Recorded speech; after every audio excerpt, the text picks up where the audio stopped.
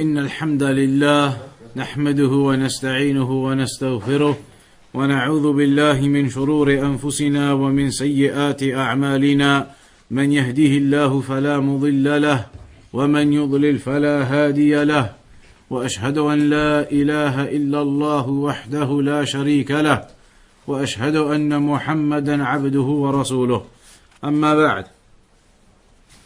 So now we're on the chapter باب ما جاء في التنجيم, the chapter regarding astrology.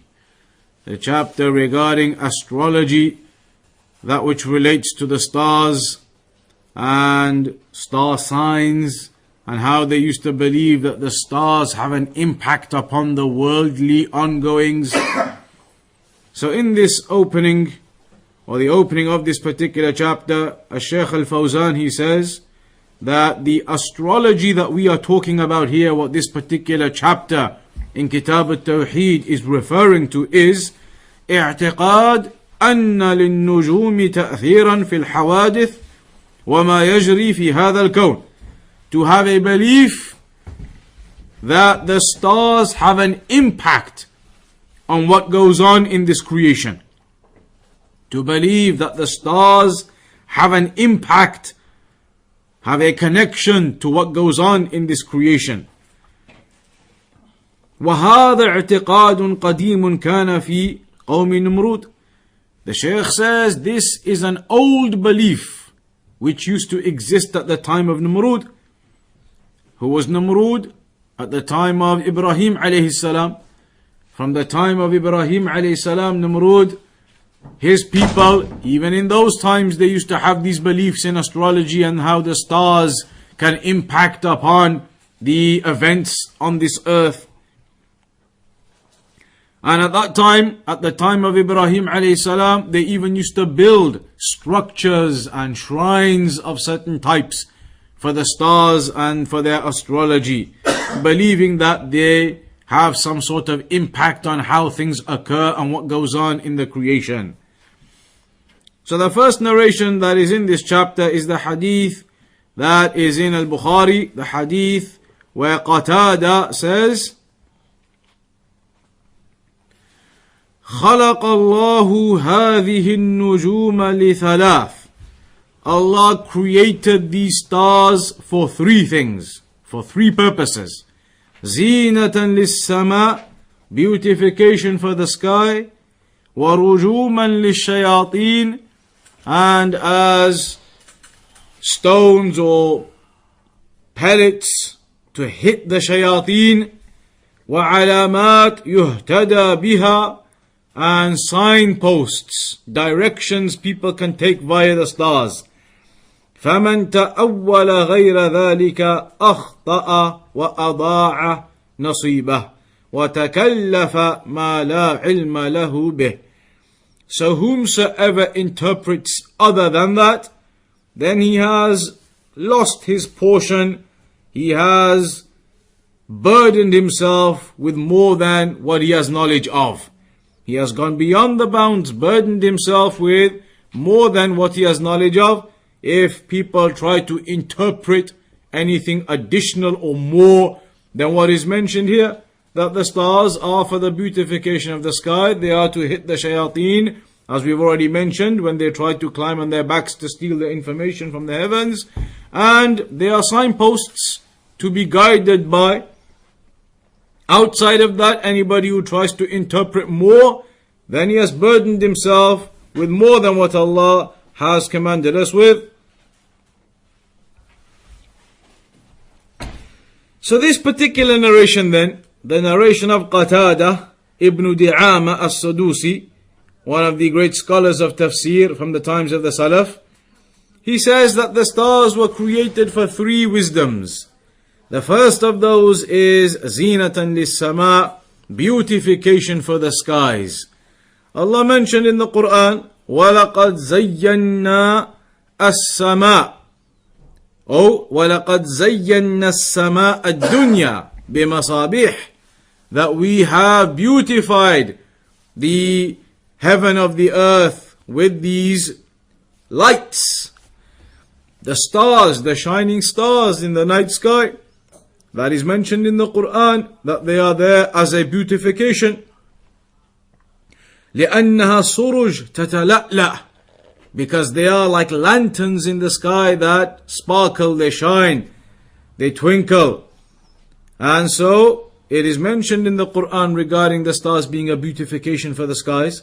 Similarly, in another ayah, إِنَّا زَيَّنَّا السَّمَاءَ الدُّنْيَا بِزِينَةٍ الْكَوَاكِبِ, that indeed we have beautified the heaven of the earth, the skies, with the beautification of these stars.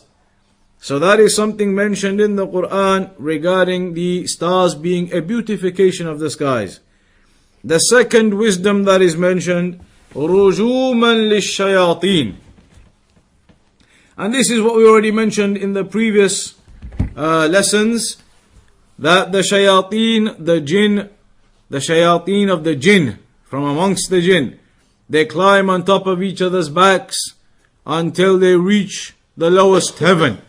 And then they try to eavesdrop whatever information they are able to eavesdrop.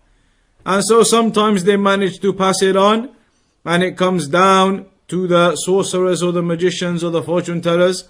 And sometimes they are not able to pass it down, they are hit by the shooting stars prior to that. So they have been made as these shooting stars to hit the shayateen from the jinn, who attempt to steal and eavesdrop information from the angels in the heavens. So the Shaykh mentions, these shooting stars, they may sometimes hit these shayateen and burn them and destroy them. Burn them and destroy them, these shayateen who are climbing on top of each other's backs. خصوصا عند بعثة محمد صلى الله عليه وسلم فإنها حرست السماء بشهب. Especially at the time when the Prophet ﷺ was sent, at the time of the revelation, then the skies were guarded with these shooting stars to hit those shayateen who attempt to steal that information. استغربوا هذه الحراسة وهذه الشهب وكان ذلك مؤذنا ببعثة محمد صلى الله عليه وسلم ولكن بقي من هذا شيء لكنه قليل. Nowadays, the Shaykh says, it still remains that the shooting stars, they occur to hit the shayateen, but it is less and rare, as opposed to the time of the Prophet ﷺ when the revelation was coming and the shayateen were making greater attempts to eavesdrop that information. The third point, the third wisdom, علامات يهتدى بها. There are signs in the sky that give directions, that a person can find his directions and his bearings via the stars in the sky. And Allah mentioned again this point in the ayat, وَعَلَامَاتٍ وَبِالنَّجْمِ هُمْ يَهْتَدُونَ, that these stars, they guide themselves via them. بِالنَّجْمِ وَبِالنَّجْمِ هُمْ يَهْتَدُونَ, and via these stars they guide themselves. فالله جعل للمسافرين علامات يستدلون بها في الأرض وعلامات في السماء. So Allah has made signposts for us on the earth. There are signposts on the earth which we can use to gain directions from. And similarly, Allah made these stars as signposts in the skies, that you know where a particular star is, the north star, the south star, etc. So you know which direction is where when you see those stars. So Allah made them as a means of guidance to find the way. وَالْعَلَامَاتَ الَّتِي فِي الْأَرْضِ السُّبُلِ وَالْفِجَاجِ وَالطُّرُقِ الَّتِي جَعَلَهَا اللَّهُ فِي الْأَرْضِ وَالْجِبَالِ وَالْأَعْلَامِ الْوَاضِحَةِ. As for the signposts of the earth, then they are the physical signposts, certain types of hills, certain valleys, certain boulders or rocks, physical things on the earth. When you see them, you know where you are, and you know which direction you're heading in. You see a particular mountain, you know what that mountain is and which direction you're going. You see a particular valley in the distance, you know which direction that's in. So these are physical signposts on the earth. When you see these physical things, then you know where you're going. And as for the heavens, then it is the stars. The stars, the sun, the moon, the people can find their direction via them, especially the Shaykh says, sailors.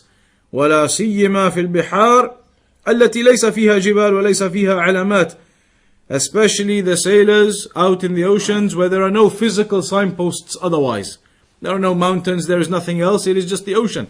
So the only signpost they have is to look up to the skies and the stars, the sun, the moon, etc. and that will direct them towards where they need to head towards. Also, somebody who was traveling at night, for example, they may look towards the stars in order to find their direction and to determine which way is which direction. So these are the wisdoms. This is the wisdom of Allah in the creation of these stars. The wisdom of Allah subhanahu wa ta'ala in the creation of these stars. أَمَّا مَنْ أَرَادَ. As for somebody who wants to go over and above and beyond that, they want to try to delve into the knowledge of the stars to a greater degree than that. أما من أراد أن يزيد على هذه الأمور الثلاثة التي ذكرها الله في كتابه فكما قال قتادة فمن تأول غير ذلك أخطأه. Whoever tries to delve into this affair of the stars, astrology, to a greater degree than that, then he has erred. He has made an error to try to go into the knowledge of astrology and the stars beyond what is mentioned here from the wisdoms of the stars. لأن الله لم يخلقها لهذا. Because Allah subhanahu wa ta'ala did not create the stars for this purpose, for the purpose of delving into that and researching into it and astrology and looking into how the stars affect the events on the earth and all of this falsehood. That is not the purpose. لأنه أراد أن يحملها شيئا لم تخلق من أجله كأن يعتقد فيها أنها تدل على حوادث في الأرض. Because people will then attempt, as they attempt to try to determine things via astrology which does not in reality exist. They want to try to make connections between the stars and the movement of the stars to what happens on the earth. They want to make connections between the occurrences of the earth and the movement of the stars. And that type of thing is an old belief that has run through the people. The beliefs that the stars can impact on things and how they move, etc. So this is not permissible to engage in that type of thing.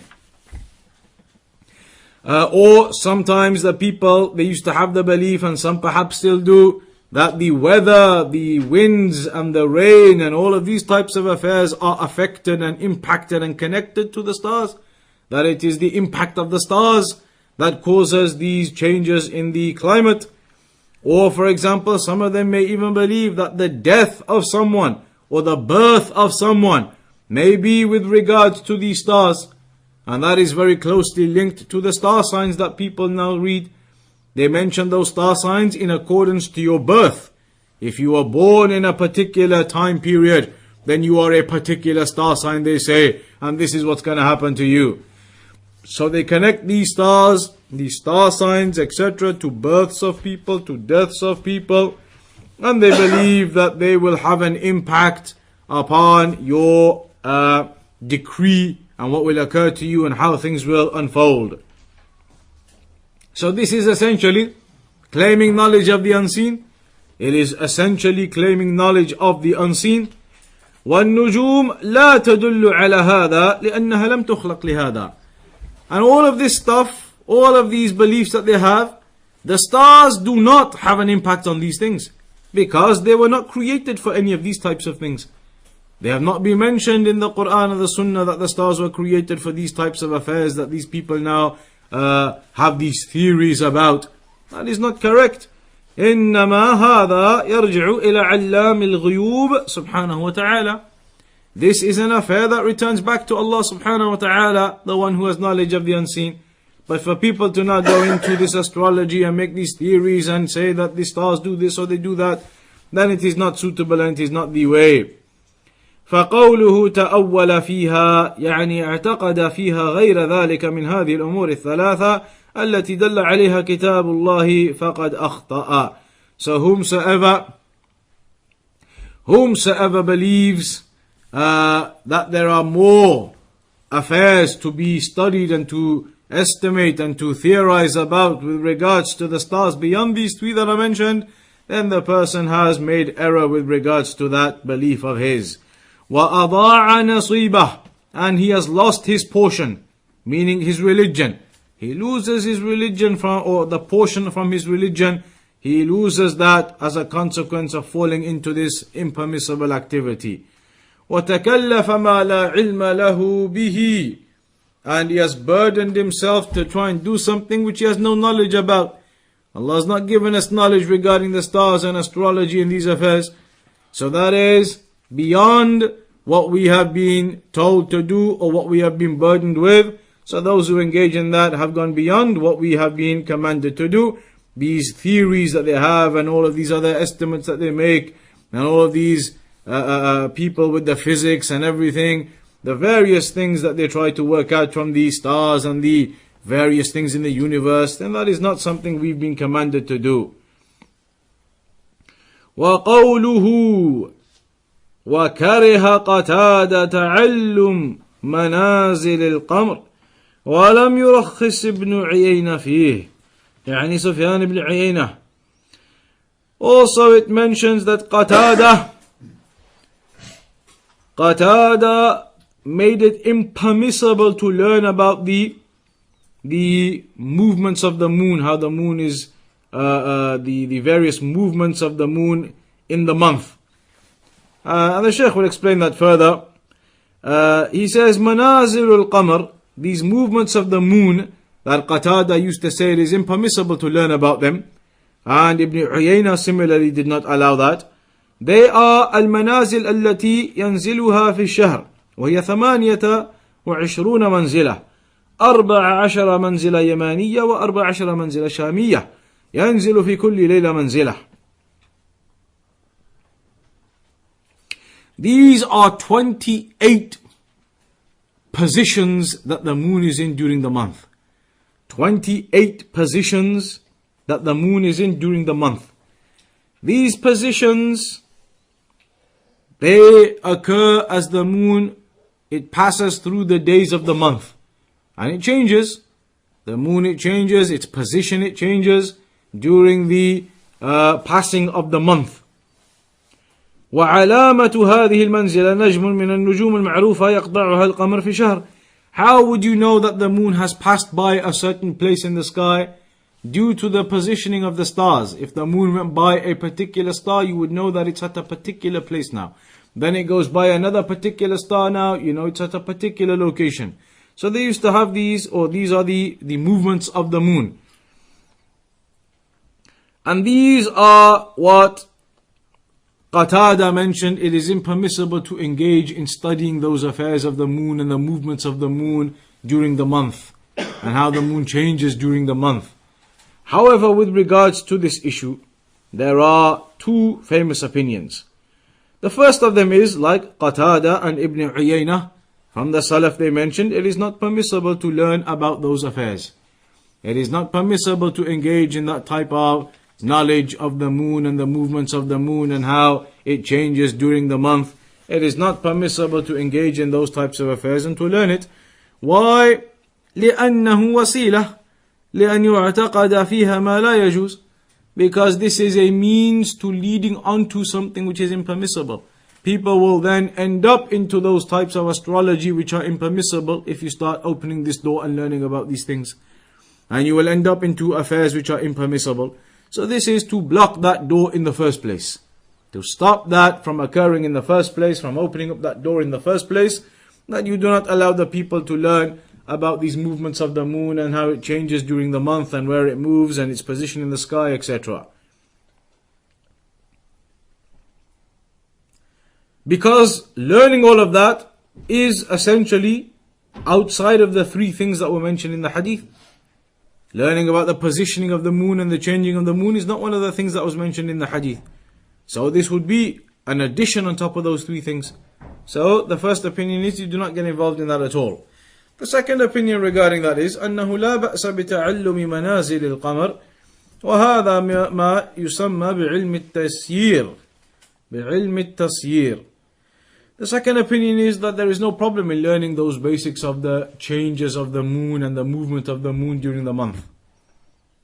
And this is the opinion of Imam Ahmad, or the madhab of Imam Ahmad, insha'Allah, Ishaq ibn Rahoya, and many of the scholars. They hold the opinion that to know about those basic changes in the moon and how it changes and transfers during the month from one position to another, from one state to another, having knowledge of those basic affairs, it is not an issue.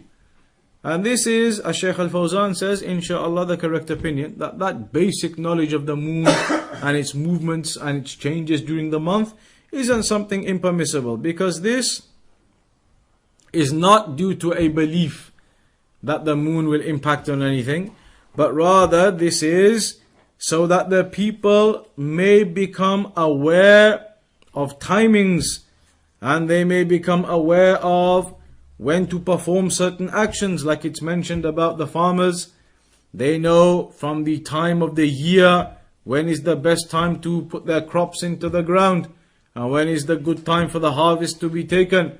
So this type of knowledge is simply giving you some basic information about how or when to perform those types of activities. As for the impermissible type, that is when you start believing that this has an impact upon worldly things. The change of the moon to a particular position will impact upon what happens on this earth. That is the haram and the impermissible. وعلم التأثير ينقسم إلى ثلاثة أقسام كلها محرمة.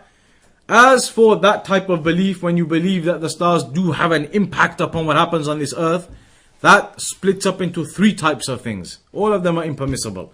The first one is to believe that the stars themselves create events.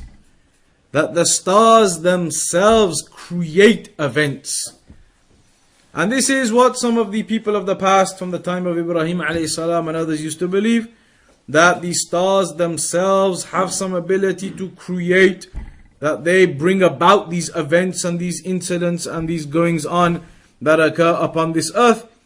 وهذا اعتقاد الصابئة وهو جحود للخالق سبحانه وتعالى واعتقاد أن هذه الكواكب هي التي تحدث هذه الحوادث. So this is essentially rejecting the rububiyyah of Allah, or the fact that Allah is the creator, and believing that these stars have some impact in bringing about those creations and what occurs. وأنها هي التي بتشكلاتها وأحوالها ينتج عنها ما يحدث في هذا الكون من خير أو شر. And they used to believe that the stars, the way that they change, etc., it's because of that the goodness on this earth occurs and the bad things on this earth occur. That's what they used to believe. That maybe somebody becomes ill or somebody is in good health, depending on how the stars are, depending on what the stars have created. ومن خصب وجدب وغير ذلك فهذا هو اعتقاد الصابئة وهذا كفر صريح بإجماع المسلمين. This type of belief is kufr by consensus of the Muslims. To believe that the stars create what goes on in this earth, that is clearly kufr. That is by consensus of the Muslims. القسم الثاني, the second type, أن لا يعتقد أنها هي التي تحدث هذه الحوادث لكن يعتقد أنها سبب للتأثير. وأما الذي يحدث هذا الشيء فهو الله سبحانه وتعالى. The second is that some people believe the stars themselves do not create the affairs.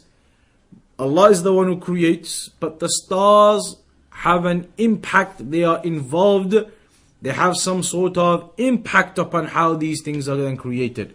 So the stars are involved with an impact in all of this. Even though they say the stars themselves do not create, that is Allah, but that the stars are something which are involved, and it is through those stars and the impact of the stars that these things occur. Even though the creator of these events is Allah. So they believe that the stars are a causal factor. That the stars have some cause and effect in all of this. وَهَذَا أَيْضًا بَاطِلٌ وَلَا يَجُوزُ. This is also falsehood and it is not permissible. And it is shirk, but it is minor shirk. this type of belief would be considered as minor shirk. As for the belief that the stars they create themselves, that is major shirk. Here they say that it is Allah who creates, but the stars have an involvement in that, or it is a cause for that. So this is minor shirk, because they still believe it is Allah who creates, but they believe the stars are a means to that. And that is still minor shirk. But the others in the first opinion believe the stars themselves do these things. That is major shirk. Al-Qismu al-Thalith, the third type of people were those who al-istidlal biha ala al-hawadith al-mustaqbalah. Those who used to use the stars to estimate or to guess or to work out future events. They used to use the stars to work out future events. They used to essentially claim knowledge of the unseen. وهذا من ادعاء علم الغيب ومن الكهانة ومن السحر وهو كفر بإجماع المسلمين. This type of people who used to use the stars, and they still do now, to give you knowledge of the unseen, as they claim, knowledge of what is to occur in the future, then that is again kufr by consensus of the Muslims. To have a claim that you have knowledge of the unseen, to claim that you have knowledge of the unseen, then that is kufr. So these are three types of things that the people they believed, and maybe some still believe, regarding the stars. All of them are impermissible. Some of them are major shirk. One of them is minor shirk. It is all types of shirk, and it is all impermissible. So what is permissible then? What is permissible if these types of things are all impermissible? أما علم الحساب المستفاد, as for the knowledge of the stars or the moon, star, sun, which is beneficial from knowing, then that is the type of movement which, for example, tells you the prayer times. Looking at the sun, for example, and the movement of the sun and where it is, tells you what times the prayers are. So that type of knowledge regarding the sun is suitable and beneficial, of course. وَوَقْتْ بَذْرِ الزَّرْعِ, and also as some of the farmers, when they look towards the way that the moon is or the sun is, they can work out the suitable time of agriculture and harvest. So that is something which is known to them as well. وَغَرْسُ الْأَشْجَارِ, and when is the most suitable time to plant the trees. This is all from experience that they know. So that type of movement of the sun or the changes of the moon throughout the month, basic information or knowledge that they have through experience, that this is a good time to do agriculture, this is a bad time to do agriculture, harvesting, etc., then that is permissible. This is the basic knowledge. This is not thinking that the stars are actually going to have an impact. It is not believing that the stars or the moon are at a particular stage. Now this stage is good to harvest because the stars mean the harvest will be good. That will be the false belief. This is simply for them to highlight and to understand that this is a time of the year where harvest is suitable for the crops through experience. So they harvest at that time, or they sow their seeds at that time. Through knowledge they have and experience they have that at this particular time it's a good time. The harvest comes out good when you grow it at this time. So that is not believing the stars have an impact. It is simply to recognize when. Just like similarly, when they look at the stars to see which direction to go. They don't believe the stars have an impact on where the ship's going to go. The stars are going to make it move in a particular direction. They simply look at the directions of the stars to work out where to go themselves. So these types of things are permissible. فهذا ليس من الاستدلال بالنجوم على المحرم. So this is not trying to gain some knowledge which is haram from the stars. وهذه المفكرات التي تعلق على الجدران ويتداولها الناس لمعرفة مواقيت الصلوات هي من هذا النوع. ومن العلم المرخص فيه والذي رخص فيه الإمام أحمد وإسحاق وغيرهما سواء كان من الحساب الشمسي أو القمر كلهم من هذا النوع لا بأس به لأنه فيه مصالح للناس وليس فيه اعتقاد سيء. So the Shaykh says an example of that would be like similar to these timetables now that you have for the prayers. On the timetable they tell you sunrise is approximately whatever 5:36 a.m. On the timetable written down. The Dhuhr time they have it roughly, it's going to be at this time, the timetable. Asr at this time, Maghrib sunset is at this time. Those times are mentioned. How have they got those times? Through this knowledge of the sun and how it sets and how it rises. They know that, they can roughly work that out as a rough estimate. Through looking at the sun and how it rises, how it sets. Now everybody today knows what time the sun sets. You can roughly estimate what time it's going to be tomorrow. You know it's going to be a couple of minutes later. That's a rough estimate you can work out. That's not anything haram or impermissible. So the Shaykh says those types of rough estimations and things that they have, these are not haram or impermissible. You can't say that is something which it falls into this chapter of believing the sun or the moon has impact on things.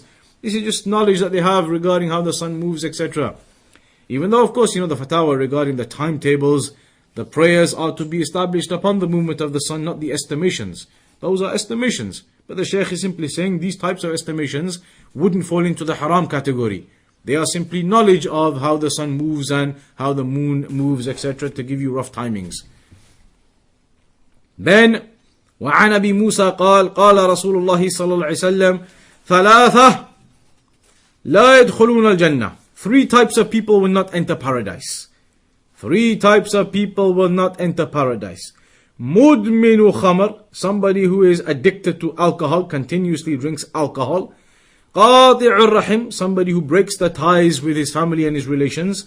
ومصدق بالسحر, and somebody who believes in magic. So the first one that is mentioned from the people who will not enter paradise in this hadith is the mudmin bil khamar, or mudminu khamar. This is the person who continuously, constantly, regularly, always drinks alcohol, persistently drinks alcohol. Drinking alcohol is a major sin. Kabira min kaba'ir al-dhunub. وَمَنْ اسْتَحَلَّهُ فَقَدْ كَفَرَ. And whomsoever believes it to be halal, actually considers it and believes it and gives the ruling of it being halal, is kufr. وَمَنْ اعْتَقَدَ تَحْرِيمَهُ وَشَرِبَهُ مِنْ بَابِ الشَّهْوَةِ النَّفْسَانِيَّةِ فَقَدْ فَعَلَ كَبِيرًا مِنْ كَبَائِرِ الذُّنُوبِ. And whoever drinks alcohol knowing it's haram, but from the desires of the soul they want to drink that alcohol, then they've committed a major sin. And the person is considered as a fasiq, the one who drinks the alcohol. His iman is deficient.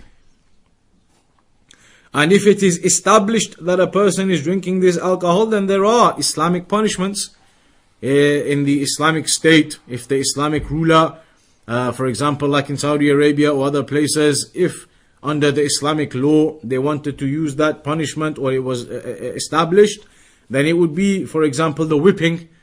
The punishment for the drinking of the alcohol is whipping.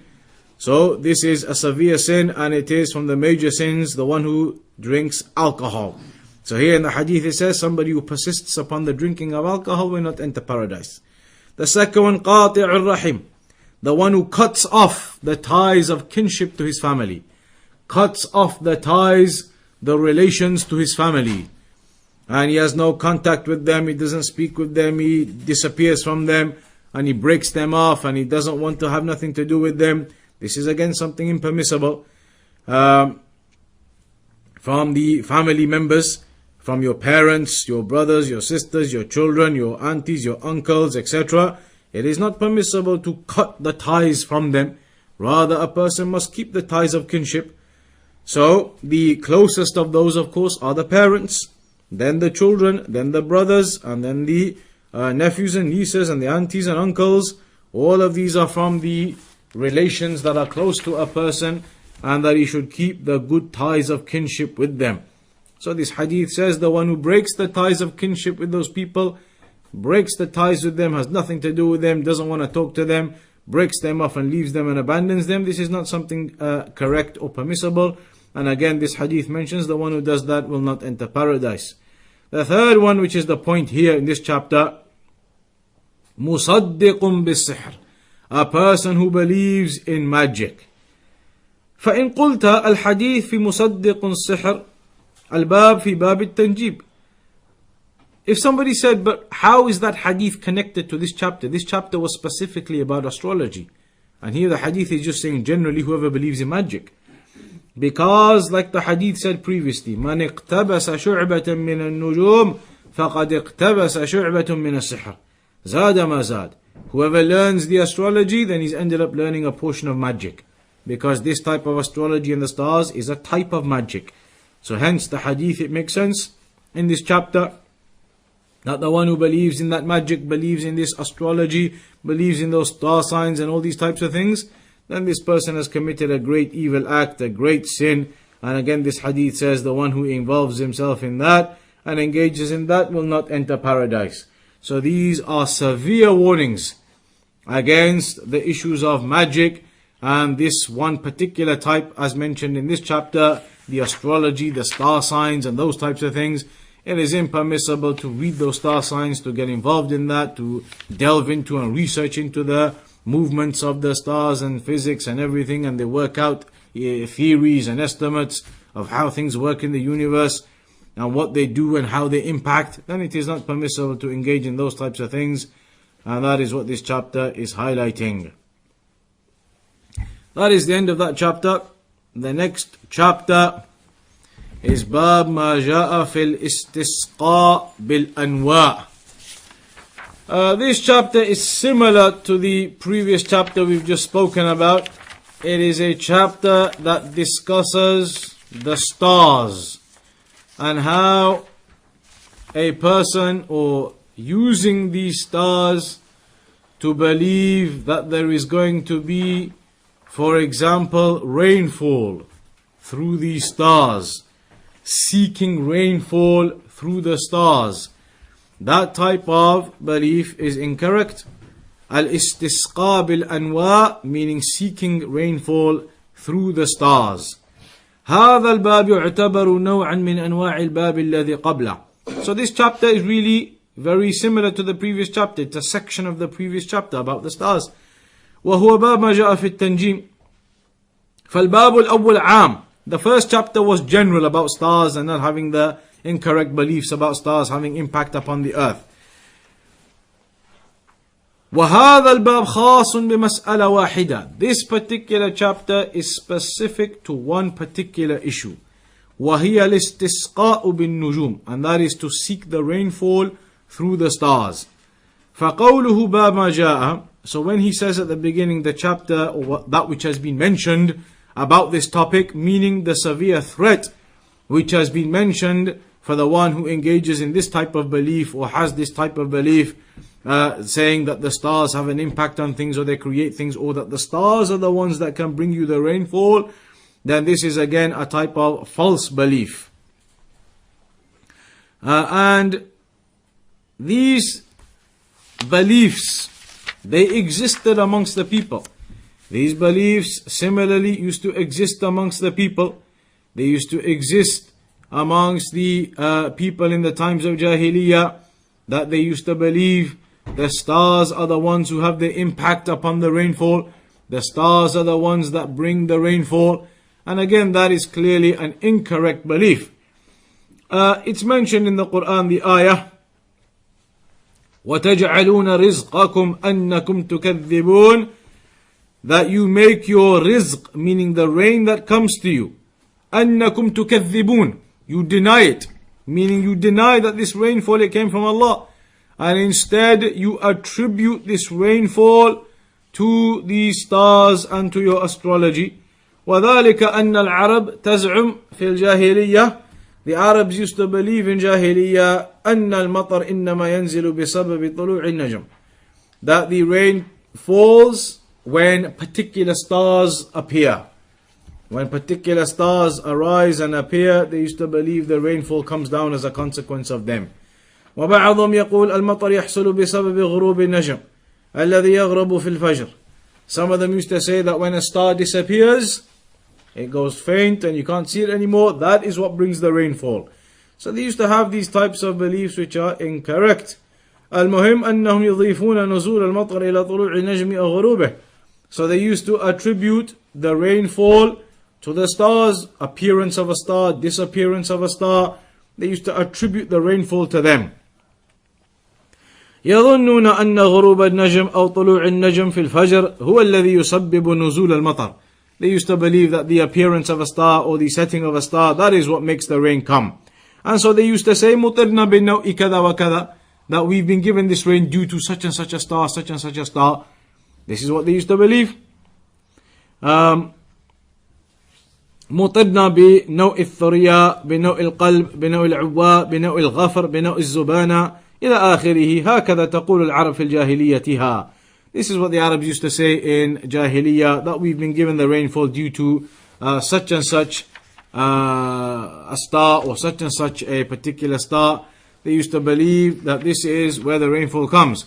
So in this opening ayah where it says وَتَجْعَلُونَ رِزْقَكُمْ أَنَّكُمْ تُكَذِّبُونَ, that when this rizq of yours, the rizq of the rainfall comes, then you deny that. Deny it how? By claiming that this rainfall has come as a consequence of these stars, instead of attributing that to Allah subhanahu wa ta'ala. So this is a lie. لأن الذي ينزل المطر هو الله, because the one who sends you the rain is Allah. وليس طلوع النجم غروبه, it is not the rising of a star or the setting of a star. فيكذبون على الله, so they lie upon Allah. يكذبون على الله وينكرون نعمة الله ويجحدونها, they deny the blessing of Allah and they reject it. وكان الواجب عليهم أن يشكروا نعمة الله, what was obligatory upon them was to thank Allah for this blessing of the rain. وأن يضيفوا النعمة إلى الله, and that they attribute this blessing of rainfall to Allah. لكنهم أضافوها إلى غيره, but instead they attributed the rainfall to other than Allah, and they began to say that we've got the rainfall because of such and such a star, such and such a star. And so this statement of theirs was rejected in this ayah in the Qur'an, and this is from the most severe types of denial and lie, to say that the rain has come from other than Allah, from this star or from that star. And that's how Allah mentioned in the Qur'an, فَمَنْ أَظْلَمُ مِمَّنْ كَذَبَ عَلَى اللَّهِ, who is more oppressive than the one who lies upon Allah. وَكَذَّبَ بِالصِّدْقِ إِذْ جَاءَهُ, and he denies that truth when it comes to him. أَلَيْسَ فِي جَهَنَّمَ مَثْوًى لِلْكَافِرِينَ, that indeed the hellfire is the abode for the kuffar. فَالَّذِي يَكْذِبْ عَلَى اللَّهِ, so the one who lies upon Allah and he attributes the blessings of Allah to other than Allah, and he attributes, for example, the rain to other than Allah, then he has lied upon Allah and he has rejected this blessing, and that is kufr. To reject that blessing and to attribute it to others besides Allah, and say that it is the rainfall that is bringing it, then this is not permissible. And as we will come to see later on in a chapter, a man came to the Prophet ﷺ and said to him, مَا شَاءَ اللَّهُ وَشِئْتَ, whatever Allah wills and you will. So the Prophet ﷺ said to him, أَجَعَلْتَنِي نِدًّا لِلَّهِ, have you made me partners with Allah, saying whatever Allah wills and what you will? Rather say, مَا شَاءَ اللَّهُ وَحْدَهُ, say whatever Allah wills alone. Or مَا شَاءَ اللَّهُ ثُمَّ مَا شِئْتَ, whatever Allah wills, then whatever you want to do. But don't say whatever Allah wills and you will, as if you are willing that alongside Allah.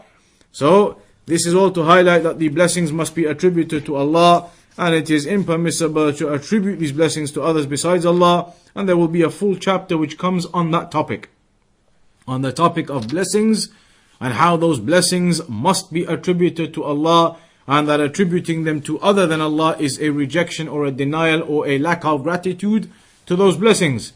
So that is what we'll cover later on, inshaAllah ta'ala. We'll conclude upon that point today, and we'll finish the remainder of this chapter regarding the stars from next time, which will be now in not the next 2 weeks, the third week after that. So that will be approximately 17th of May. Next 2 weeks is off. Next 2 weeks is going to be off, and then we're going to resume and carry on on May the 17th, inshaAllah. And the texts and the Twitter and everything will go out on that week when we carry on May the 17th, inshaAllah. So next 2 Sundays are off, Sunday the 3rd and Sunday the 10th. But Sunday the 17th will carry on, inshaAllah ta'ala. وصلى الله على نبينا محمد وعلى آله وصحبه أجمعين.